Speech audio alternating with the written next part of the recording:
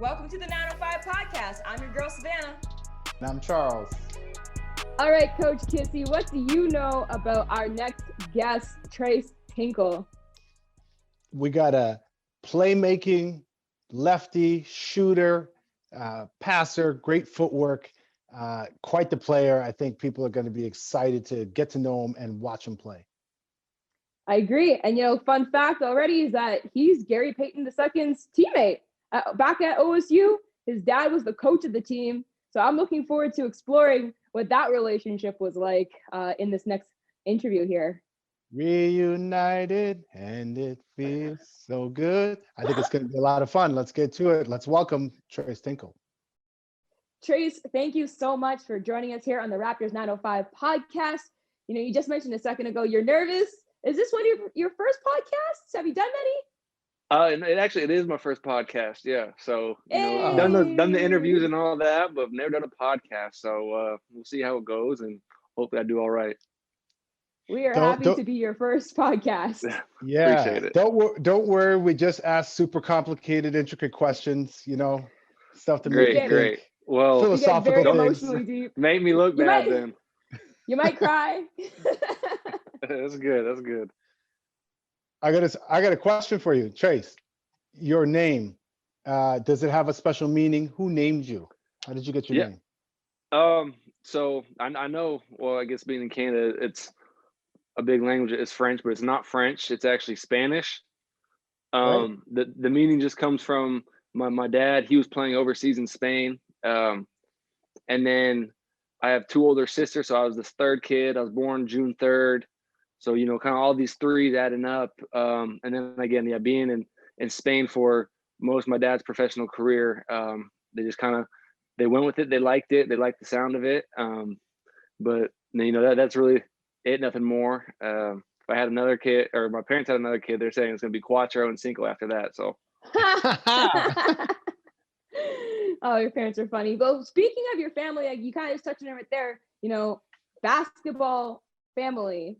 Talk about how that played into your life. Your sister played in the WNBA for the Seattle, and you yourself obviously on your own journey. Your dad coached you for NCAA D1. We have so much to unpack today.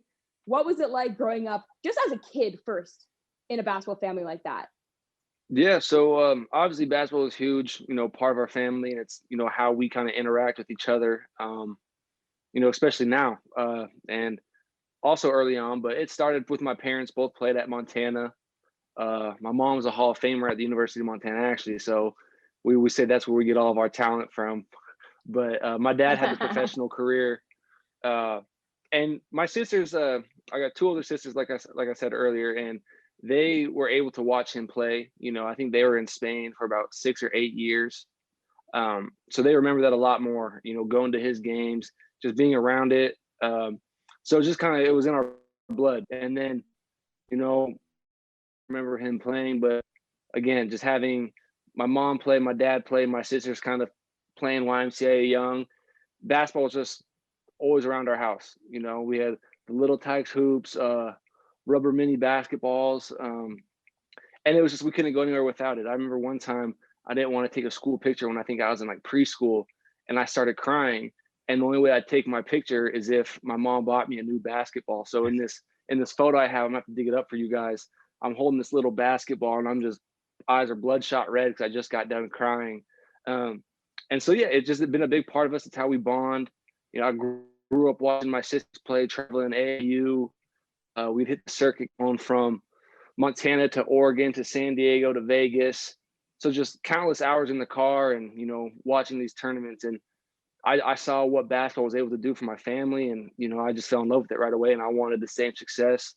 I had great role models to look after and, influence me and, bring me to the right path. And so, again, it's just something that we fell in love with. And, my parents never, forced it upon us. They weren't like basketball. They wanted us to play other sports. And then once, we kind of dialed it down to one, that's when they really stepped in and, gave us all the advice that we needed to get where we are.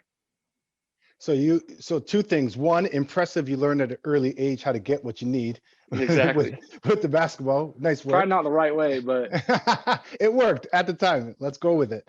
And two, one-on-one against your sisters. I know they beat up on you. What was that like? Were you playing lots of one-on-one? yeah, early on, they won't play me now, but I remember games of 21 in the driveway that never ended too good. We were so competitive in anything we do, and we'd be yelling at each other, and there'd be 2-day stretches where no one was talking to each other because we were so mad. And we're not with our family. We're not graceful winners. We're not very gracious, and so when we win, we let everybody else know, who's the alpha in the house. So yeah, they beat up on me for sure when I was younger, and I think that's what made me so tough and gritty. Girls, women, we're the worst winners. I swear, we will let you know that we won. I have a twin sister. You just play against her all the time, and it was. I believe it. I'm right there with you. My oldest sister, she's played at Stanford, All-American, all this, so she has the room to talk. But Yeah. I hate when she wins because she is the loudest and she's passionate. But we'll play Jeopardy and we'll get a question right. We kind of just fist bump, nod our head, and she's in our ear clapping and screaming, letting us know she got a question right. And it just makes us all that much more angry, and then it turns into family fun night to a feud. So oh no, like think about even Reggie Miller. He had an older sister that beat up on him too. So that drove him to be a better player himself. What was the moment though? Because I feel like even within a basketball family, you still have to come to your own terms on if you love the sport or not. What was that moment for you? I would say probably like 8th grade, freshman year. Like I said earlier, I played baseball, I played football. My sisters played volleyball, track and field. And so they didn't want to force it on us because, you see all these kids who are working out crazy, in 4th grade, and, that burnout is real. And so they wanted us to take our time. And if I wanted to play baseball, they would have, set me up for success there. But again, I think just we all had that passion for basketball. And since it wasn't forced on us, it made us a lot easier to, stick with it. And I didn't go on my first AAU tournament until I was in high school. And, I think that's when I knew that's when recruiting kind of starts. You go to these big tournaments, you get that kind of that glimpse of, competition outside your state. And, I think the person in me just probably got my butt kicked, a kid from Montana going to play against all these big city schools. But, I'm sure that I wanted to be, one of the best and go to Division I school and follow my sisters and my parents' footsteps. And so I think just that first taste of real competition, getting high school and finally having a car to drive to workouts, that's really when it settled in for me, and I stopped playing football, baseball. I focused on basketball, and that's when my parents really said, all right, this is what you want to make of your life and your career, we're here to help you now. So speaking of your parents, I want to shift to your dad in particular. Your mom, we already know, shout out to moms, gave you all the talent. Your That's right. sisters just layered it on. But you were lucky enough to be coached by your dad. Don't touch on that yet, but what was the relationship like that sort of led to that in your recruiting process? So it was great. Obviously living with him, he wasn't just going to constantly, come to Montana because that's where he was at the time. Play for me, play for this. He didn't want to, again, in the same way, force basketball down my throat. He didn't want to force me to play for him. He knew if I was going to get offers from, bigger schools that I'd have to take a deep look into it. But, obviously how special and unique that thing is to, play for your dad at the top level. That's something we talked about ever since I was a kid. I remember being 5-6 years old and we'd watch games like, that kid, yeah, his dad's the coach. That's going to be you and I one day. Imagine how fun that is, just father and son. And so it was always just kind of a thought. And then again, it wasn't really until my senior year when it looked like it was going to be a reality. Was there ever the possibility that you would go somewhere else? I think about it if he was at Montana, I probably would have taken a bigger look at going somewhere else. But I also think it'd be really hard to say no to my dad, even if I had, a Pac-12 school, versus a mid-major. The opportunity to play for your dad, it's special. I know he grew me, and he really helped with my game in ways that other coaches couldn't. So, it's tough. At the end of the day, I honestly would probably say no. I think I'd probably play for him wherever he was at, just because I know how hard it is to pass on that opportunity. It would have been tough. Do you feel, and like I feel like it's only natural almost for your other teammates or people outside to assume, oh, he must have an advantage, coach's son. Did you ever feel like that? Yeah, you definitely hear about that. There's critics and everything. Any career or anybody with success, there's always people saying, oh, he's only going to play Oregon State because his dad's the coach. Oh, he's only playing because dad's the coach, and we just kind of block out that nonsense. And, you look to my freshman year, I had to earn everything, not just in college, but growing up. That's one of his favorite quotes is just, you earn what you get. And so I didn't come in my freshman year starting, having the green light. I had to work for it. We had, GP2 was a senior when I was a freshman, also, Raptors 905 guy. Yes, sir. And I had yes, to learn, sir. I had to learn how to, play off of him. He was the guy, he was the vet. And, I just kind of kept my head down, did what I was asked, and it led to more. And so people are obviously going to talk crazy. But, if they're around me, they'll see how hard I work and, that I earned everything that I got. So you just mentioned GP2, super talented, obviously. You both played. Talk about playing with him at Oregon State, and then now in the bubble. How nice is it to reunite? It's awesome. Gary's a guy I definitely looked up to as a freshman just because he was a great leader.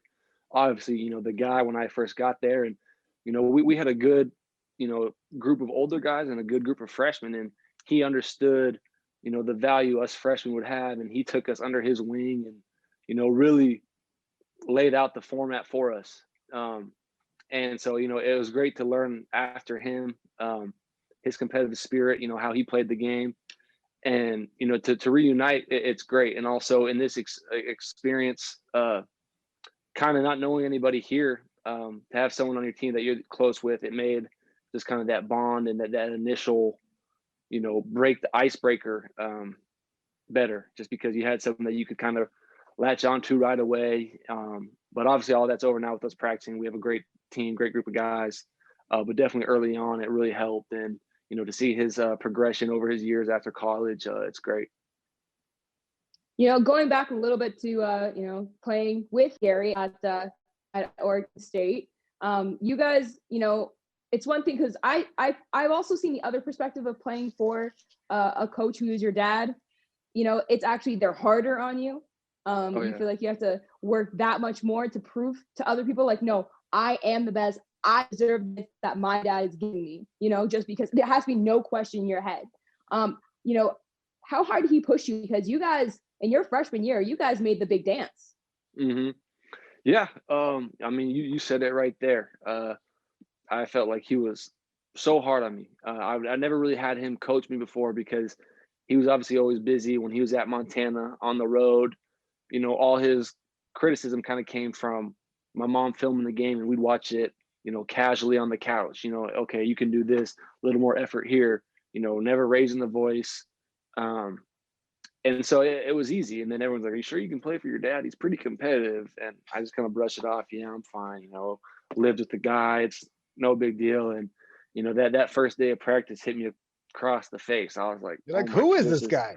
Yeah. I was like, Dad, I was like, or is that a monster, And like, I mean, I got kicked out one of my first few practices because I wasn't, shooting open shots. And, he says, get out of this gym. Don't come back until you're going to be, aggressive and confident. And, which is a good thing. But I was just like, so you're going to kick me out of practice for, making an extra pass. But he wanted to prove to everybody to get the respect that, he's not going to be easier on me. And early on, it was definitely tough. I'd say just because I was still, 19 years old, immature, coming out of high school, not thinking I had the answers, but just, 18 to 22, that's, a lot changes right there. And so yeah, he was tough on me, and it made for a lot of nights where I wouldn't go home for dinner because I didn't want to see him. You know, I wouldn't respond to any of his texts for like 2 weeks, just because he was just angry. And again, yeah, I look back at it now, and it's all, to get me where I'm at and where I'm going. He was just helping me prepare. I think I'm very mental tough on the court when it comes to pushing my limits, and I think a lot of that comes from him and how hard he was on me. But as I got older, I matured. He saw how hard I worked, and our relationship developed even more, and it made for a really fun, 2 or 3 years after my first year and a half. But a funny story, I remember, I think my sophomore year, didn't shoot it great from the field, but I think I still had 17, like 9 rebounds and 8 assists. So I was flirting with a triple double, and he texted me after the game. He's like, "It's all right, buddy. We'll get through it." And I was like, "What?" Huh? Like, I was like, I know I wasn't 10 for 14 from the field, but I still had a pretty good game. But that's just him. He's not gonna never too high, never too low. Fill your head up. Focus on the next. And obviously, I think as a kid early on, I wanted that reassurance from my father that I was making him proud. That's what was tough for me is I'd see him slap my other teammates on the butt, telling them good job. But for me, he's kind of expected it. And so it was hard at first, but again, I think it was just to make me tougher. And as I got older, I understood, he was proud of me.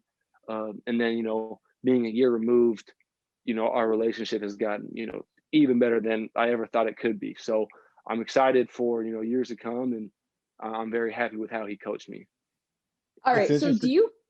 Go ahead. do you call him dad or coach? Like back then and now? Like, what do you call him now versus then? Back in college, it'd just kind of be one of these, just kind of raise my hand or walk up to him, just kind of get his Dad? attention. Yeah. Never dad. It might have slipped one time actually, and I just was like, oops. Okay. But luckily I was, my senior year.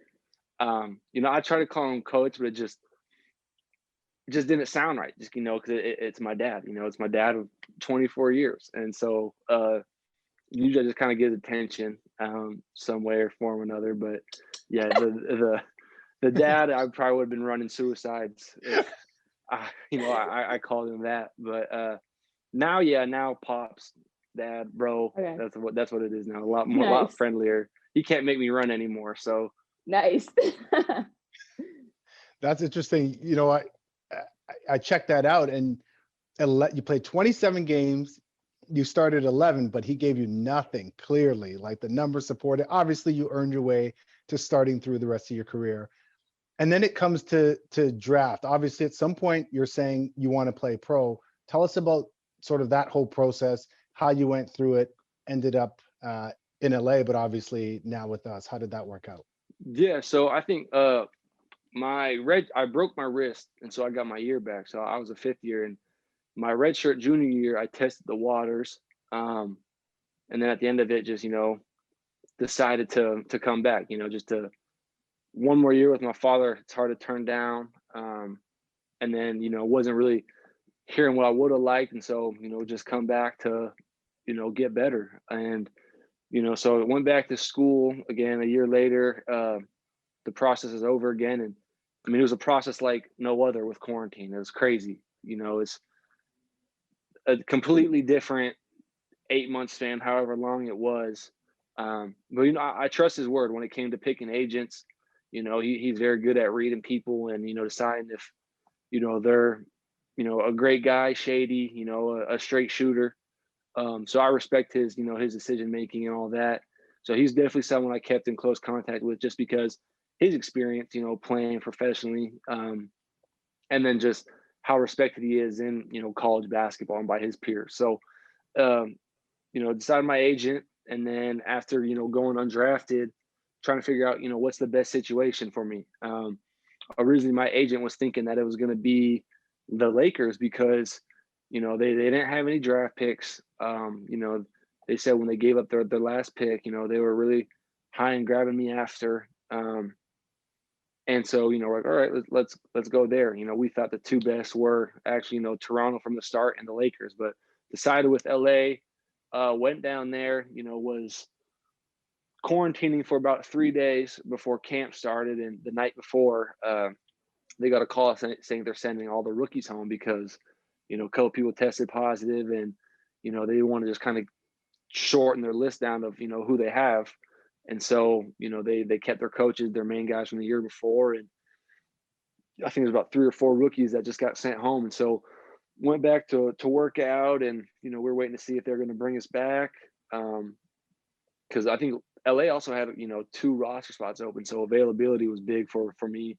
But it didn't work out. They decided not to have a G League. If I wasn't going to be able to go to training camp, I couldn't earn a roster spot, a 2-way, or go to their G League team. So they just were kind of out the picture, for circumstances. And then that's when I was fortunate enough to get picked up by the 905. Now looking back at it, it's like, dang, I would have went to camp with from the jump just to kind of get my foot in the door. But I'm a big believer in everything happens for a reason, and just kind of take control of the opportunity that's in front of you, and just keep going from there. How did it feel when the Lakers released you? You probably didn't have a chance at all, like just to show yourself, nothing. You didn't have a step on the court. You're just quarantined and sent right back. How did that feel? It was really tough. The whole process was. I think just from the injuries I've had in the past, just kind of my upbringing with basketball, it's always just, why did I get hurt? Okay, now it's my year to enter the draft. Why is quarantine putting everything on hold? I can't work out for teams.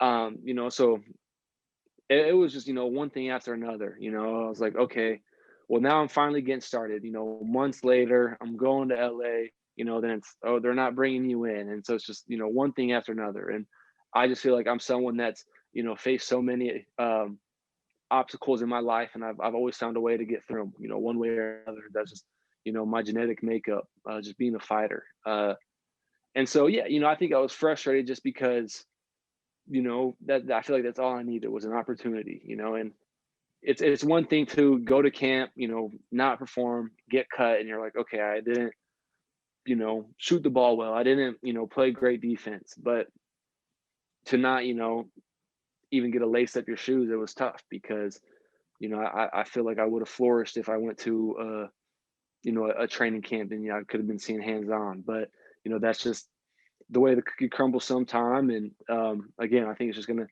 continue to add to my story, make me tougher. And again, just I think everything happens for a reason, so there's going to be a light at the end of the tunnel. I'm going to shift from basketball for a minute, and we're going to come back. But I want to ask you, if you weren't playing basketball, what would you do? What else are you no sports in? involved. No sports involved. No. You got to do something else. Okay, is bowling a sport? Bowling. That's questionable. That's a recreation activity. I don't know. I think you can get paid. Right. I think you can get paid to go to bowl. So no. Yeah. I love wait, hold on. Are you good at bowling? Yeah, I haven't gone in like all quarantine, but I'm pretty good at bowling. I'm not gonna lie. We got a hustler on our hands. My high score is 256. Yikes. Okay. So you guys are hustler. I get it. I got my own ball, my own bowling shoes. So yeah, whoa, I'm not gonna toot my own horn, but I'm not bad when it comes to the lanes. That's serious when you have your own ball. Exactly. Initialed, customized. Yeah, right. Yeah. Initialed. Not customized, before, just kind of my own ball. It's orange and black. Did that for Oregon State. Nice. But let's see here. Besides, any sport, I began my freshman year at OSU wanting to do construction management. I feel like I really like to. I'm not super creative, but I enjoy kind of like puzzles and building things and taking the time. Obviously, basketball takes up a lot of my time, so I don't really do that as a hobby. But every once in a while, I'll try to get creative, and I really enjoy it. But my freshman year, I was going to school for construction engineering, and we had a guy, a walk-on our team, who was in it, and he was late like late to practice because he had class, conflict. And I just saw, how hard it was to be dedicated to school and basketball. And, obviously for me, I wanted to be, basketball my career. And so, that's something I could have done, but I don't know if I could have done it while playing basketball and wanting to reach, those goals. So if I wasn't playing basketball, I probably would have liked to stick with that. You were a Lego man, Opportunity cost. a Lego guy as a kid? A little bit, yeah. Yeah. Yeah, so I like okay. building. Yeah, so let me dig. You probably have boxes, cupboards full of Lego. Is that true at home, parents' house? Is that a thing? Right now, no. I mean, I haven't touched the Legos in a while, but I took all like shop classes Right. in high school, and I really enjoyed that. Kind of making stuff. Obviously, I don't have the tools or the time to do that, but maybe when I'm done playing basketball, I have more free time in my hands. That's kind of something I'll get into. It's fun, it's challenging. I like numbers. Really enjoyed math. That was my favorite thing. There'd be times where if I didn't understand something, I'd stay up till 2 or 3 in the morning because I wasn't going to stop until I get this question right or I figure it out. Or with those kind of jigsaw puzzles you try to unlock. It's just I wasn't going to stop until I figured it out, and that's just kind of who I am. And I think that would have been a fun career path just because of those kind of backgrounds. Oh, that's sick. That's sick. How did you pass the time in the bubble, like during quarantine and like now in between practices and games? So yeah, you're gonna love this story. At first, it was kind of frustrating. We went to Tampa to the home market before we came to Orlando, so we were there for I think 5 days quarantining, and then we got here, and yeah, we couldn't do anything. We're workouts in the room. My neighbors probably hated me because I was dribbling the basketball around my room. I brought my PlayStation to game with some of my friends. I think this last year in quarantine, I started reading a lot more. And so I brought a handful of books here to read. And now with practice going on, I was like, man, I can't wait to get out of my room, sit in the sun. But I'm so gassed because I haven't played in a year that, I get back from practice. I just want to sleep, take a nap. And so I've, feel like I'm still quarantining and then get like 3 hours off to go practice. But 2 days ago, this is the story I was going to tell you, is I got food poisoning. Ooh. And so, yeah, I had to miss a day of practice, unfortunately. But that's got to be one of the most miserable nights I've had in a long time. I woke up, we had practice, it was all fine. We had our content day. And then I took a nap before we were going to have shooting in the evening. And I woke up from my nap around 8 o'clock, and I was just, my stomach just felt like it just turned upside down. And, I went to go shoot still, and I was just telling him, I was like, man, I'm getting hot flashes. I just feel really weird. Made it through the workout, came back, and I just, started throwing up. Ooh. And then that entire night, I probably threw up close to like 15 times. So all through the night, couldn't sleep, chills, aching. So, it was interesting and, unfortunate at the same time, just because, obviously training camp happening, it's a bad time to get sick. And then also, being quarantined, all I wanted to do was get fresh air, but, was just laying in my bed, just miserable. Oh man, I'm sorry to hear that you got food poisoning. Yeah. Oh, feel that's good brutal. now though, and so I'm back at it. So glad to be feeling good. What will you tell the guys to maybe avoid eating? Everyone was saying don't eat the soup. That's kind of the rumor going around. Because luckily, when I went to the medical clinic, they said a lot of people came in, saying the same thing, and they're trying to figure out, what it was, and the common thing was the soup. So I had soup a couple times, but since I got sick, I stayed away for a minute. It's funny how that happens, right? You eat one thing and it's like you're off it forever. Oh yeah, I'm afraid to eat that stuff. It's like the food's really good. Don't get me wrong. It's just one time. Everything doesn't sit well. But the food's been great. Just I just maybe one bad batch. But I'm not complaining. I'm still eating the food, just, maybe being a little smarter with some of my choices. So Food poisoning can happen no matter where you are in the world. Exactly. Yeah. you mentioned taking that, being off for a year, not taking a year off because it wasn't by choice, but you mentioned Mhm. being off for the year, taking a little while to get back. How has that process been? Obviously, like you just described, another hurdle, another obstacle for you, but how has that been? How are you feeling? Getting my feel back, playing off my instincts, learning the guys on the team and, their strengths. And so it's all coming hand in hand. It's just, working out, I'm someone that prides myself in, going game speed, and one-on-one workouts, but nothing replicates, game reps, guarding people, running, just that constant stop, go.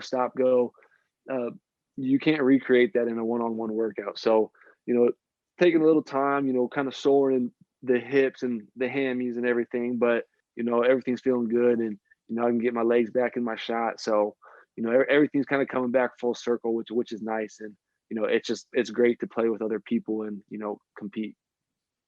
Who's You impressed you mentioned, there? oh, go ahead, Joe. Sorry, who's impressed you that you've played with? Who's I'm sure obviously you know Gary Payton, Mhm. some of the other guys you might not have known as well. I'm sure everybody, but if one or two people stand out, like, wow, that guy could play. Yeah, I think you'd say it right there, Gary. He's, I think, the oldest guy we have on our team, so he's definitely got the most years of experience. He's a great leader, very vocal and high energy defensively, and so he's really amped it up when we start playing, crawling into guys. He's been good. And honestly, everybody, everyone's so talented. I look at our team and I was like, man, we really have, some high level guys. And, when you have, threats at every position, every roster spot, that's going to change day to day.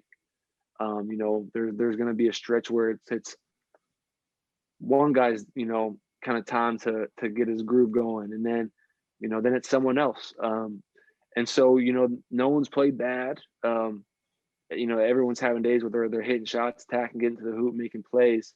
And it's been really fun to watch. And, that's something I'm really excited about as well, just because I feel like we have so many weapons. Hey, just by talking to you guys over the course of the podcasts, like we've realized ourselves, like, wow, this team is talented. Yeah. Like, you guys have Mhm. so many leaders with so much different variety of experiences in different types of ways. Like, you guys are some sharp shooters this year too. Holy. That's the thing that, coach has been saying. He said everyone can push the ball in transition and, everyone can shoot.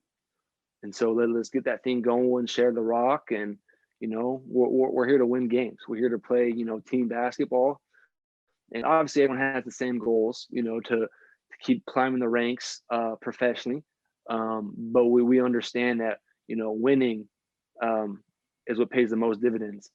And, Absolutely. we look at guys with experience. Think of a guy like Nick Stauskas, who got drafted 8th, Henry Allenson, I think middle of the first round. And then we have DeJuan and Alize, all these draft picks. And so, like you said, we're a really talented group. Everyone can play. And I think that's just something that we have to embellish in and know that, we all can do it. We all can play. We all can compete.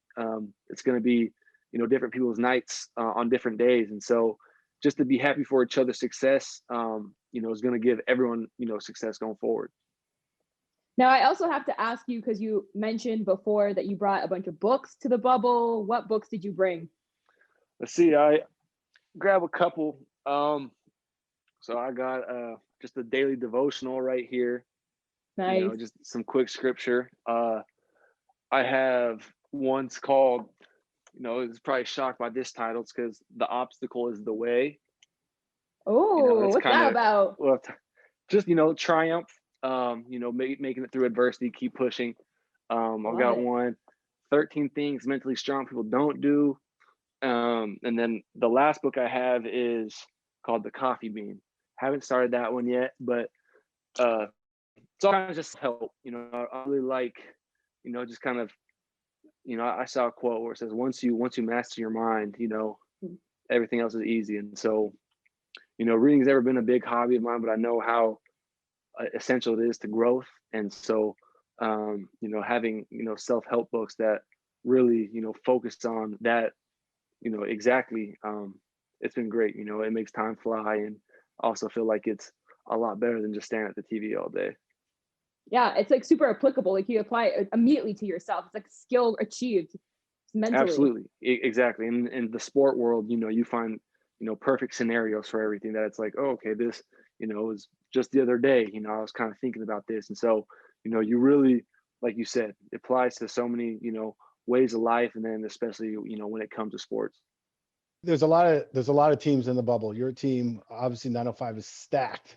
What do you know about other teams in the bubble, including the Ignite team? Yeah, I've seen a couple guys. I don't really know too many. Obviously I pay attention to G League stuff, from years past, and you kind of know based off rumors and ESPN what they're saying. But I was never a guy, again, being from Montana, there's not too many professional basketball players. And then in the Pac-12, I didn't really get, too friendly with anybody. So, everything's still relatively new to me. I'm just looking to go out there and compete and, give our team the best chance of winning. Now, I want to go back to a little bit of your relationship with Gary Payton, because, when you were a freshman, he was a senior, and knowing anybody who's ever played university, college basketball at any level, senior freshman relationships are way different than it is when you get to the professional side of things. So what's your relationship like with him now? It's still, it is very friendly. He tried to tell me right away. He's like, hey, it's still, he's like, you're the rookie freshman, and I'm the vet. He says different teams, same stuff. And I was like, listen, I was like, maybe in college. I was like, not here anymore, man. I was like, I'm gonna do what, again, like I said, helps us win. But we obviously have, more of a relationship, so we're able to kind of throw jabs at each other, and we know it's all out of love. And I know he competes. So if he's gonna come to do something that's gonna help us, I'm gonna do it. As he's gonna listen to me if I tell him something too. So just trying to be a sponge, with whatever's thrown at me, just because even if it's guys my age that have multiple years of NBA or G League experience, I'm still a first year, so just kind of taking it all in. But he's definitely made it a lot more fun to have somebody that you can just instantly kind of instigate with, and kind of joke on the side. So that's awesome. Along the lines of being a sponge, as a youngster, who did you idolize in the NBA, or anyone, professional basketball? And now that you arrived, right, you're on the doorstep, who do you look to from today's game? Yeah, so obviously when I was younger, probably weren't looking at the best people try to emulate. I was a big D Wade fan, but obviously my game is completely different from Dwayne Wade. But just being a youngster, I just loved what his passion he played with, his competitiveness, and that's kind of someone that I really looked up to and idolized. And then as I got older, like you said, you try to form someone you can be in the NBA. A lot of comparisons I get is a Joe Ingles, just both similar size, lefties, just kind of tough, gritty, but also very versatile, able to shoot, make plays. And so, that's someone that I try to, model my game after. And then, another person I look to is, Manu Ginobili, in the sense that, I think maybe is a lot more deceptive and, more athletic than he gets credit for. Neither of us are really freak athletes, but, if you're falling asleep, we can, make you pay in a certain way. But also just being, unorthodox, fiery with how we play. And, he's, again, that's someone that can push the ball in transition, shoot, attack the hoop. So, I think those are two guys that I really probably, try to look after. So of those guys, if you need a bucket, what's your move? You got the ball. There's 10 seconds left. 10 seconds. What are you going to? I'll give you 7. So you got to go quick. You can't even think about it. 6, 5. What are you doing? 4. Don't do that, 3. Michelle. I mean, I feel like I can't even talk. You won't be able to hear me. You just launched from the logo. Okay, go again. Well, Go ahead. it went in though. It went in, right? Yeah, of course Not a it bad did. shot Of if you make course. it. You know, I think I like, you know, playing off of a pick and roll, or, you know, someone coming to screen for me, just because, you know, I feel like with my IQ and my vision, I'm able to find, you know, shooters if they're jerked into the corner or lifting, reading the defense if, you know, they're loaded on me. But obviously, you know, my first look's going to be to try to get downhill, but really read my options. Again, if they go under a screen, be able to, you know, step back and shoot a 3. But off of that, you know, I feel like there's so many, you know, other plays I can make. So just reading the defense and whatever's there, you know, I feel like I'm a guy that's always just, you know, focused on making the right play. Now you're also comfortable in the paint as well, given your height and size. So it's good that you can go outside in or inside out with your game. But what's your go-to post move? So I've always been confident on my footwork. You know, I feel like in college I said you have great, you know, up and unders, you know, reverse pivots, you know, and, you know, my dad really got me with ball fakes. Again, like I said, I mean, you know, I wasn't the most athletic. I wasn't going to just drop step and dunk on somebody, but that's where, you know, you have to be crafty. And I think that's, you know, severely underlooked. It's just, you know, if you can outsmart your opponent, you know, that's just as much as an advantage of being more athletic. You know, so I really like up and unders. You know, I like spin moves, all that stuff, you know, so I feel like I can get, you know, funky with my footwork too. I'm getting Mr. Fundamental vibes over here, like Tim Duncan, like that's what I'm Little getting. bit, yeah. You know, I feel like I've never been someone who's just, you know, flashy. You don't get extra points for, you know, being flashy, just being sound and getting the job done. You know, that's, I think, just being a coach's kid. You know, my dad's never taught me, let's throw behind the back passes, let's throw no look. You know, he's, you know, let's win games. You know, it's, you don't get extra points for like what I said. So definitely, you know, a fundamental guy. You know, but I love being, you know, deceptive and sneaky. And I think you can be flashy with an up and under, and, you know, still make someone look foolish when they go for, you know, one of your pump fakes, and then you have, you know, a wide open step through, or, you know, anything in that nature. When I was on the AAU circuits, my dad and I used to watch the other teams play, and some girls were so talented, but like we'd see some women like do, you know, we call it $100 move with a 1 cent finish. Exactly. Have you ever heard that saying? Oh yeah. Yeah. I mean, that could be more true. You know, it looks cool, but then if you can't complete it, what's the point? And so, Exactly. you know, that, you know, it's like people are always telling me, it's like, oh, you know, you're not very athletic, you got to dunk it. And I was like, do I get more points if I dunk it? No. Like, you know, I'm gonna just lay it in easier on the knees, and it's still 2 points. So True that. trying to just, you know, longevity. I got a question. When you play your first NBA game, who are you most looking forward to playing against? Ooh. You know, it's got to be one of the top guys that I looked up to as a kid. You know, hopefully, you know, it'd still be LeBron, just for, you know, who he is. I think that's one of the first pros I got to play against when I went to his camp in high school. And I mean, that was just surreal. I went to a Kevin Durant camp as well. So to play against him again, you know, and, you know, more, not just a couple possessions like it was when I was younger. But, you know, at the end of the day, it's going to be surreal. But, you know, you look back and you say, all right, you know, I'm here. It's, you know, obviously appreciate and relish in the moment. But, you know, again, that's your competitor. And so you still have something to prove. But I'd say LeBron, KD, you know, I've always thought he's just so skilled that, you know, being 7 feet, what he can do with the ball is unreal. So there, you know, there's going to be I'm going to look at every single game as, you know, excitement, just because everyone is so talented, and, you know, again, it's the pinnacle of basketball. So it's going to be super fun. He's trying to block LeBron out here. That's what I heard.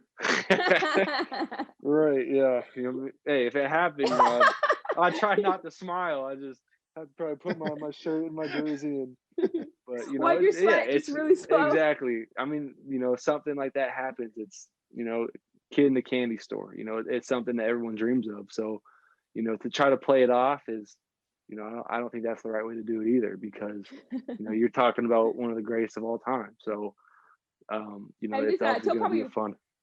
he'll probably block you right back anyway. Yeah, He'll probably yeah, put you right back to that. yeah. Well, Like, the thing see is you on that the other side.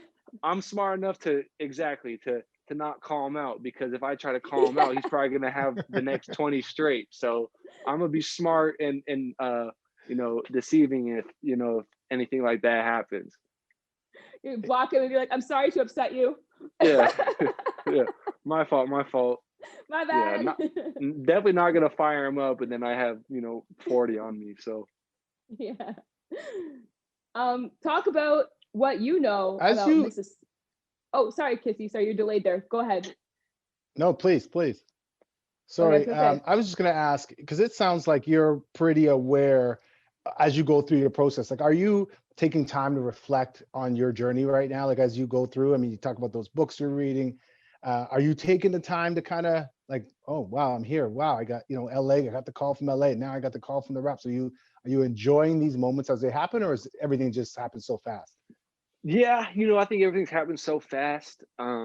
You know, obviously, I'm very excited for the opportunity. You know, being able to play, you know, basketball and continue to get ultimately to, you know, the NBA. I know I would be lying if I said I wasn't, you know, upset with how things went.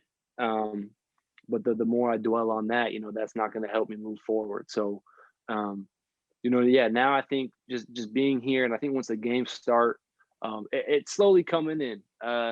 You know, I think about the G League, and I think it's a great resource to, you know, get to where you want to go if used appropriately. You know, I think a lot of people might see the G League as, you know, a slap in the face. But I think you look, last year they had something crazy where there's like almost 50% of players went through the G League. And, you know, so it's a great resource to have if you make the most of it. You know, that, you know, I was never gonna, you know, that's who I am. I was always gonna be appreciative of it. And now that I'm here, you know, I think that's, you know, starting to kick in finally. Just, I can still play basketball. You know, I'm still gonna be, you know, looked at every move. So it's up to me with how I go about my business. Being professional, you know, getting extra reps. So yeah, you know, and again, being with the talent, you know, you, like I said, looking at our team, you have guys who have NBA experience. You know, it's a very talented league.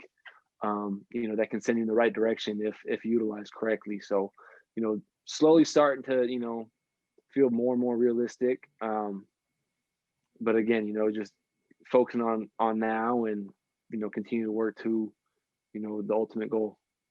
Yeah, you know, you mentioned like, you know, I have to look more further into that stat of 50% of players play for the NBA now, but, you know, I don't put any doubt behind that, because look at the Raptors themselves. You know, we see Fred VanVleet, we see Pascal Siakam, Norm, all these guys. They won a G League championship, and it served them well because they ended up winning an NBA championship on the next level. So how does it feel to play for an organization that has accomplished this with not just one, it's not like a one-off player, but like several players? And that's something that, you know, I was really, you know, happy with when, you know, finally getting picked up with the Raptors at the end of training camp, and to maybe any other organization is, you know, they show firsthand, you know, their dedication to, you know, getting guys to where they want to be.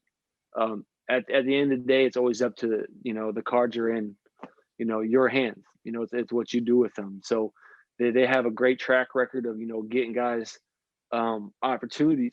And so there's no other organization I want to be with, you know, to help me reach my goals. That warms my heart, Charles.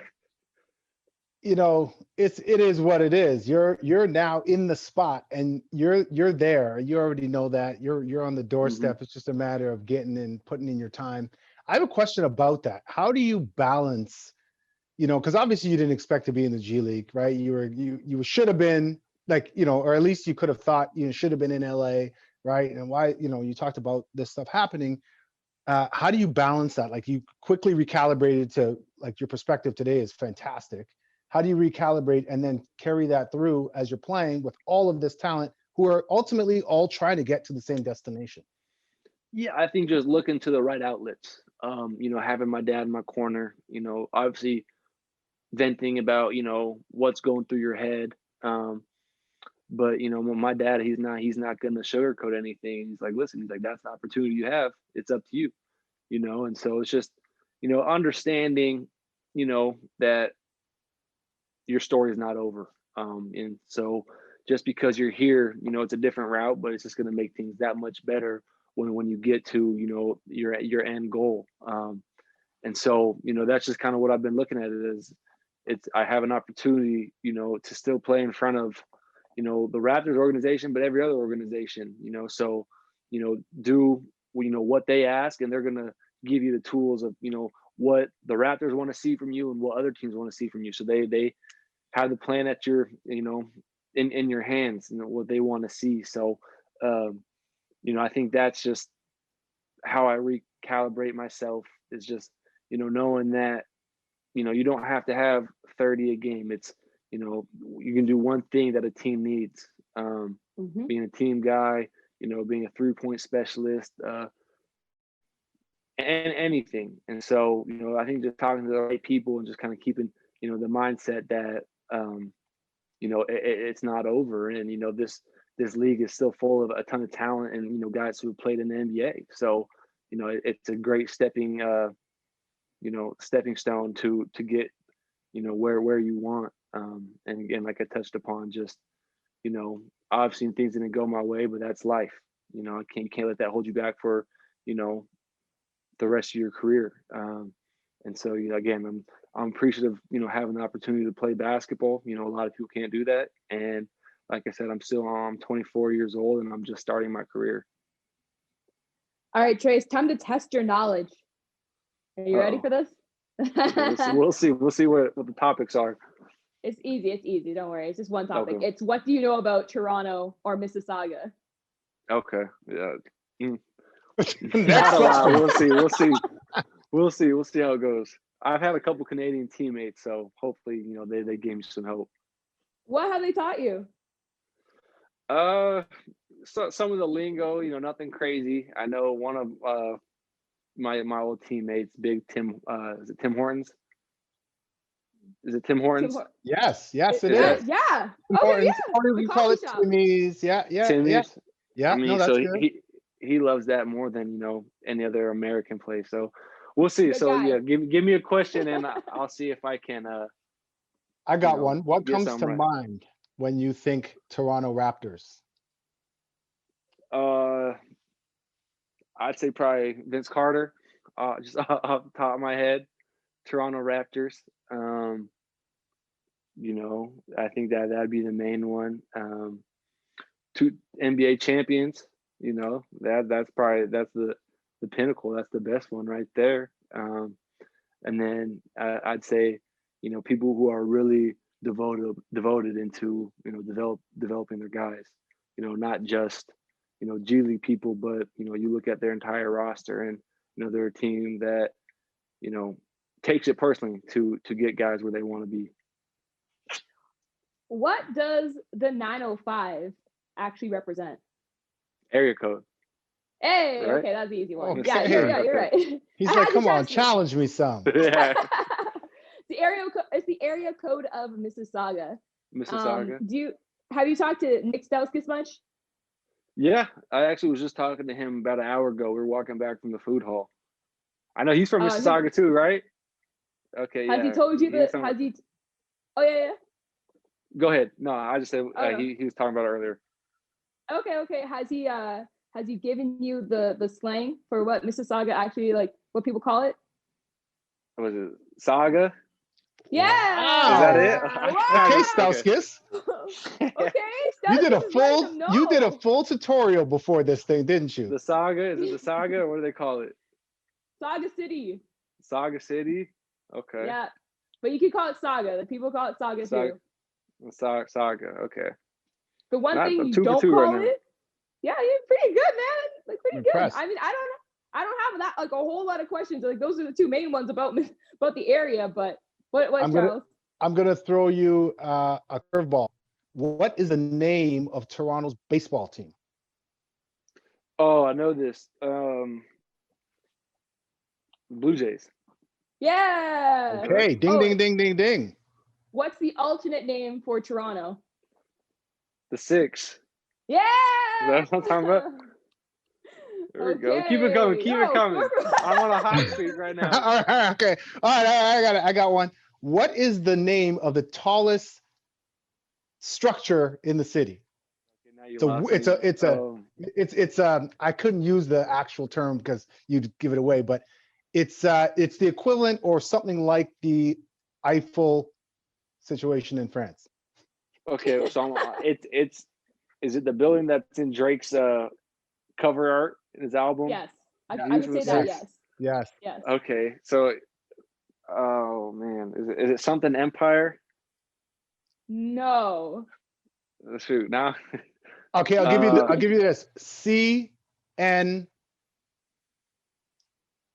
CN Towers. Yay, there you Is that go. it? Tower, yeah, CN Tower. CN Tower. Charles, you Okay. gave like the biggest hint ever. Like I had to. That was a tough one. They just went from Tower. like level like 3 questions to a 10 like right away. Nah, you were killing it. What could I say? I had to try to trip you up a little bit. But I want to ask Oh, you, that's good. Nick Stauskas, how's that going for you? Learning from him. Talk about that. Yeah, no, he's a great dude. You know, very very down to earth.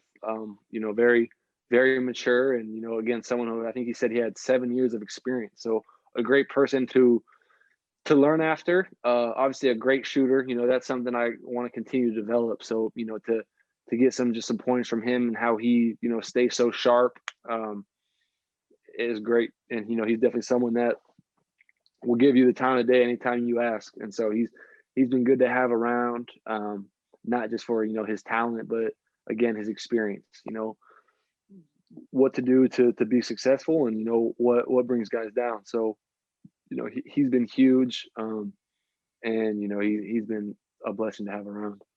Who is the best shooter on the team?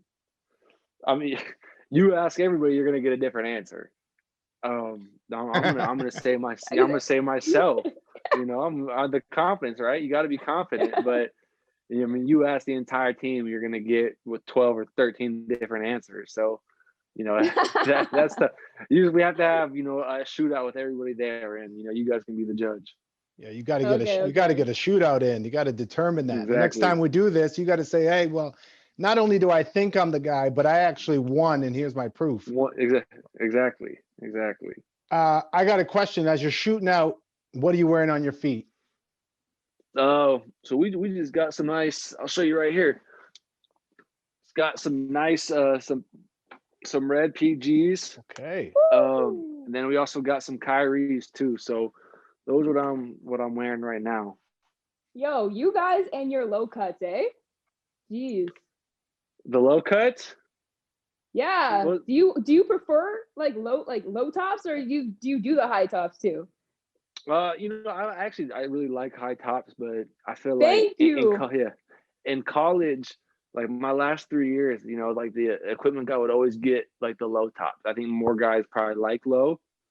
And so it's kind of something I've gotten used to. But like all of high school, my first 2 years, we had the hyper dunks that came above the ankle, and Yes. those are my favorite. But those just disappeared, and it's just kind of like the low cuts now. And I know I wish they had something to feel good on my feet that were high top, because my feet are pretty not sensitive, but I can't just wear any shoe. And so obviously the shoes that feel good happen to be low, so I just have to tape my ankles.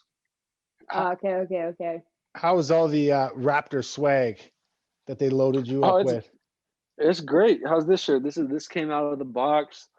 We got a super nice all black tech fleece sweatsuit, like 10 shirts, like 2-3 pairs of sweats. So yeah, I'm feeling the love already. I was like, I walked into my hotel room and I had a big suitcase, and you can't go wrong with free gear.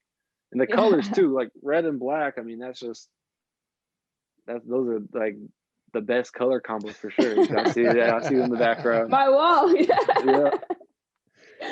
Sorry, Trace, you came into the bubble, right? You packed up, you talked about your suitcase. What was the one thing that you had to bring with you? You weren't leaving home without it. Let's see. Couple little things. I got a lucky pig I've had since I was in high school that I carry in my basketball bag. Let's see. Yeah, we got to Try see pull it. that out too. Yeah, Gotta see see that? it. Yeah. We got to see the lucky pig. And does the Oh, pig have a absolutely. name? No, it doesn't have a pig. It's Oh, tiny. You see it? I can see yeah, it. that's Mm-hmm. awesome. So the story about these is that I'm a big mama's boy. So I have those. I have all these cards that she left. She was just spreading out in my suitcases.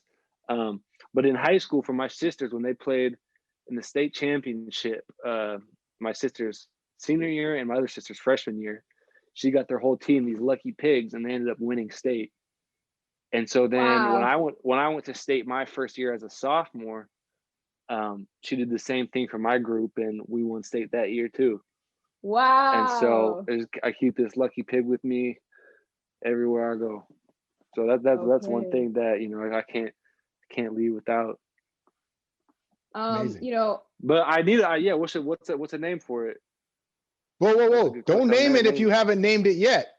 I Nah, know. that's Well, it. Asking for That's you. it. Don't Jinx name it. it now. It's Don't lucky name it pig. now. Lucky pig. I the don't lucky want to be pig. held called responsible. pig. Me neither. Right. Okay. Smart. It's a good call. There's a team in the bubble. I call them the Golden Child team, Ignite. How are you guys feeling about playing them? They're getting a lot of attention. Yeah, I'm excited. I'm not gonna cross any lines with that, but I think it's gonna be tough. I think it's gonna be really good for them. Being having their youth, and they're gonna be playing against grown men. It's gonna take some time to get used to, and I know there's gonna be a lot of people who wanna go at them for you know prior reasons you stated, being young and obviously very talented, and kind of the next generation in the NBA. But this is from besides the college level, this is you're going from high school to a profession. People are Mm-hmm. getting paid to do this, and so I think it's going to be you know a nice reality check to see what grown up basketball is like. Obviously, the kids are very talented, and after a few games, they'll get the hang of what works and what doesn't. Well, yeah, I'm looking forward to playing them for sure. They have some talented guys that are going to be in the NBA next year, so why not go at them and then just continue to help your own status as well. I feel bad for them. Like for everybody that we've talked to on the 905, I feel bad when Ignite has to play the 905. Like they're Right? gonna have a Yeah. hard I time. mean, I'm not. The kids are again 18 years old, so I'm not gonna Okay, disrespect your some sisters young. bullied you. This is your chance. No, I like to do that with my play. Not much of a talker, but disrupt them and discourage them with the end score. Yeah, that's completely reasonable. I love how you held back there. I'll read between I'll read Right? between the Taking the lines high on road. The yeah, high no, road. that's okay. Hey, you took a chopper right over that question. I love it. I have a question now about in 5 years, what are we saying about you? Where are you at? I want to be an NBA champion. I think that's the whole reason I play the game. I think you look at how I played at every single level. It's to win games. I was never someone who just said, okay, I want to go score. That's not it. If I'm 1 for 10 and we have a win, I'm happy. I'm just a team guy again. I think all this just kind of comes from being a coach's kid. Just being taught the game the right way. What it's about. But obviously, I feel like in 5 years, I want to be somebody that, kids look up to, similar path, undrafted, had to take the harder way, but just, kept fighting. My whole life, I've fought through, my trials just like everyone. But I know where I want to be and I know how hard I work. And so I'm just going to, just keep grinding. So just hopefully to be, an icon that, young kids, can look up to and say, if he did it, so can I. There's more than one way. I think a lot of people get caught up on there's only one path, And so, that's obviously what I want to do first and foremost. And then, being, a well-known guy, not just being on the end of the bench, but, playing, contributing minutes to a championship caliber team, being in the game when the game's on the line, and, making plays that help win, whether it's, taking a charge, hitting a three, diving on the ground for a loose ball. But ultimately, the reason I play the game is to win. Trace, you got to make me a promise. What's up? What is it? That you have to come back on the 905 podcast when you win that NBA champion. Oh, absolutely. For sure. Okay. I'll definitely, keep this circle tight, and, it's gonna stay that way for sure. People who were there for me early on are definitely always going to have a place in my heart. So as soon as it happens, I'll be right back here. Hey! You heard it here first. 905 podcast. Hey, thank you so much for your time. Charles, do you have any more questions for him? I got one very quick, hard-hitting question. I'm not a bucket list guy, but lots of people have things that they really want to do. Is there any one thing, not basketball related, just, life, I want to go to Thailand? What's your one thing? Skydiving. I want to skydive. You want to jump out of a plane for free? I don't know if it's free, but or pay money to jump out of a plane. Yeah, I do. I was always a big adrenaline junkie when I was a kid, like jumping off bridges. And being from Montana, that's all you can do. There's not amusement parks. You got a train trestle and some water, you jump off of it for fun, Thank goodness for basketball. Yeah, but I mean, once I got older, I got smarter. My dad's like, all that stuff's got to be done now. And I told Coach Mutombo that I wanted to skydive. And he's like, all right, let's wait until the basketball career is over, before you jump out of a plane. Yeah. But my oldest sister, she's the same way. She went skydiving, bungee jumping, speedboat racing, parasailing. So she's done it all. And I mean, the video she has of jumping out the plane, she's just like, oh, it's just such a rush. And I'm sure when I get up there, I'll have second thoughts, but it's definitely something I want to do. That's nice. That's crazy. I don't know, man. Yeah. That's not for me. We'll see. Maybe I'll talk you guys into it. All right. Well, you know what? When he comes back on the 905 podcast as an NBA champion, we have to do it, Charles. You know what? This is what I'll guarantee. When you win your championship and you go skydiving, I'll be in the plane. I'll be happy to push you out if you got second thoughts. But I'm not coming with you. Okay. Fair enough. Just to make sure you do it, Yeah, just to make sure you do it. We got some. My sister did. She went with her boyfriend and his friends. This is college boyfriend, not anymore. And they made her go first. The 3 or 4 guys or whatever were too scared, so they made my sister go first. And I mean, she ate it up though, and so she's a champ. Yeah, it's because she spent so much time beating your butt, so she's like, this is nothing. Yeah, exactly. Right. Jump out of a plane, yeah, that's light for sure. That's awesome. Hey, thank you, man, for your time. Appreciate you spending your time on the 905 podcast. Thanks for having me. It was awesome. Trace, thank you. Awesome. Hey, first podcast, you killed it. Thank you. In the books. I hope so. Appreciate it. Yeah. Hey, first one, best one, gonna be the best one. That's it. Until you come back. Yeah, until I come back. Then we'll see. Then they'll all be the best, so they'll be tied. Thank you so much. Charles, man, that was such a great conversation with Trace there, man. Like, biggest takeaway for me was just how much his dad pushed him. And like, honestly, it's great when you're the coach's son, but it's also not so great. And then that fact that he didn't speak for his dad for a couple of days to a week before, geez. What was your biggest takeaway? It's funny. I was wondering, I was going to ask him, hey, did you have to then go have dinner with him? And then he said it, skipping dinner is brilliant. The kid, he's ready to get going. I think he's been through a few things. And I think, once he gets stepped on the floor, I think people are going to just be blown away by what he can do. But the one thing beyond basketball is the whole skydiving thing. Jeez Louise, I'm just not there yet. I'm not there either. But I am looking forward when he does come back on our podcast an NBA champion sometime. That's right. And hopefully with the Toronto Raptors as he carries on in his career, and we get a second ring for the franchise. Exactly. Thank you guys for listening. This has been the Raptors 905 podcast.